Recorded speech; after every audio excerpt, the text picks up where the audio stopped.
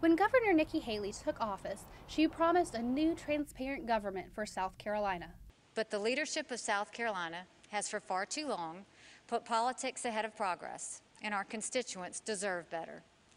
But in light of her ethics investigation based on illegal lobbying allegations, her transparency is being called into question.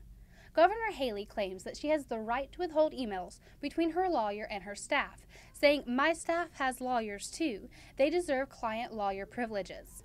But Bill Rogers of the Press Association has a different opinion on what exactly attorney-client privilege is. Well, I think to claim that all of her correspondences can be shielded as attorney-client privileges is pretty ridiculous. This is her staff members. They're not attorneys. This is this in no way falls under attorney-client privilege. Under this logic, every public official could just send a blind copy of something to their attorney and then claim it can no longer be released. Now, this issue started when the Post and Courier of Charleston requested that Governor Nikki Haley release certain communication documents in regards to the ethics investigation. Now, the newspaper did file through the Freedom of Information Act, which usually requires government documents to be made public upon request.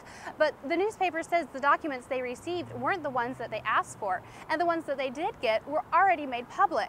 The public has a right to see them. They're paying her salary, and they ought to see what kind of memos she's sending out. Or any public official, not just her. It's not just her. But Haley said, "That's not something I think the public wants to have." But what does the public think? It's obviously showing that she's done something wrong, so otherwise she would just release it.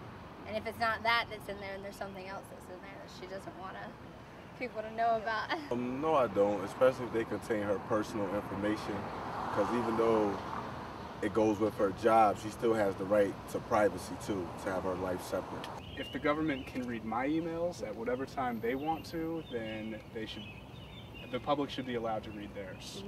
And particularly if we're talking about transparency. If they are under confidential regulations, then I agree with that, but if you're hiding something from the public, I definitely don't agree with that. And if you were trying to say it's private and it's not, that's definitely wrong. On May 18th, Representative James Smith of Richland County filed a resolution in the House requesting a committee to reopen the case in the ethics investigation. She'll get away with it unless somebody files suit, or unless public pressure was so intense that she backed down, which I don't think is going to happen.